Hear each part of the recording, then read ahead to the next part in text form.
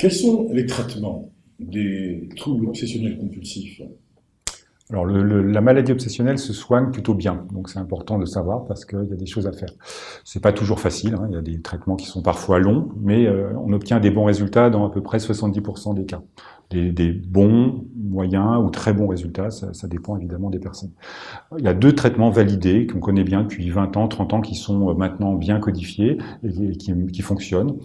C'est des traitements médicamenteux d'une part, et des traitements de type psychothérapie, mais vraiment dans le registre des thérapies comportementales et cognitives. Alors, si on commence par les médicaments, parce que c'est souvent la première chose que l'on propose, qui vont être adaptés ensuite à chaque personne, mais les médicaments, ce sont certains antidépresseurs. Alors, les médicaments antidépresseurs qui sont au départ utilisés pour la dépression, dont on sait maintenant qu'ils fonctionnent aussi en dehors de la dépression, pour des personnes qui n'ont pas de dépression, mais qui ont des troubles obsessionnels, qui ont en fait un effet anti-obsessionnel. On pourrait appeler en fait ces médicaments-là aussi des anti-obsessionnels. Ce sont certains antidépresseurs en fait qui agissent sur la sérotonine, qui est un des neurotransmetteurs, donc qui est impliqué probablement dans le trouble obsessionnel. Donc la particularité d'un antidépresseur, c'est que ça se prescrit sur le long terme. Ce n'est pas un effet immédiat, c'est un effet un peu différé. Il y a un délai d'action. Oui, et peut-être un peu plus long même pour les maladies obsessionnelles. C'est parfois au moins 1 mois, voire 2 mois. Donc, il faut prendre du temps pour le mettre en place. On parlait d'une imprégnation du système limbique. Il y a sûrement le temps que, en fait, c'est plutôt au niveau des récepteurs qu'il y a des modifications qui sont elles-mêmes thérapeutiques. Donc, c'est pas immédiat, c'est pas juste je prends le médicament, il agit, mais de manière en fait indirecte sur des remaniements de récepteurs dans le système limbique, mais aussi dans d'autres systèmes. Maintenant, dans les tox, c'est effectivement plus large probablement. Donc, le médicament va être prescrit pendant plusieurs mois, et s'il fonctionne parfois même pendant plusieurs années, parce que malheureusement, quand il fonctionne très bien, et parfois c'est vraiment très efficace, ce n'est que suspensif, c'est-à-dire qu'on n'obtient pas une guérison définitive. Mais ça peut être très utile quand on le supporte bien et quand l'amélioration est vraiment très nette. Quand on les arrête, malheureusement, il y a des risques de rechute parce qu'on n'a pas supprimé, on va dire, les causes ou la maladie elle-même. Est-ce qu'il y a un effet d'épuisement de ces médicaments avec le temps, ou est-ce qu'en général cela stabilise le patient? En général, il y a plutôt une bonne stabilité. Il peut arriver qu'il y ait des espèces d'échappements au fur et à mesure, mais ce n'est pas la majorité des cas.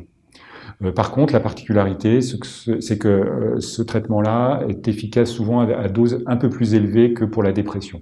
Donc les médecins le savent, normalement, il faut augmenter les doses, parfois même à des doses très élevées, donc ça on peut le faire à l'hôpital dans des conditions particulières de surveillance, mais c'est une des particularités. Donc on prévient les gens, ne vous inquiétez pas, bon, c'est un petit peu au-delà de ce qui est prescrit d'habitude. Tout dépend des effets secondaires et normalement avec les nouveaux antidépresseurs maintenant, les plus récents, on obtient une bonne tolérance. Il y a moins d'effets secondaires. Il peut y en avoir toujours et donc c'est là qu'on essaie d'adapter le mieux possible.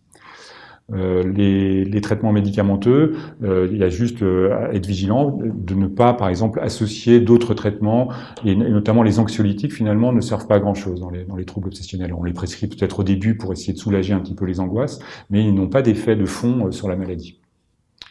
Et peut-être qu'au début, ils agissent sur ce noyau anxieux et cette douleur morale, mais en fait, le relais va être pris rapidement par ces antidépresseurs qui, eux, ont une action de fond. Voilà. La différence, c'est vraiment sur la maladie elle-même.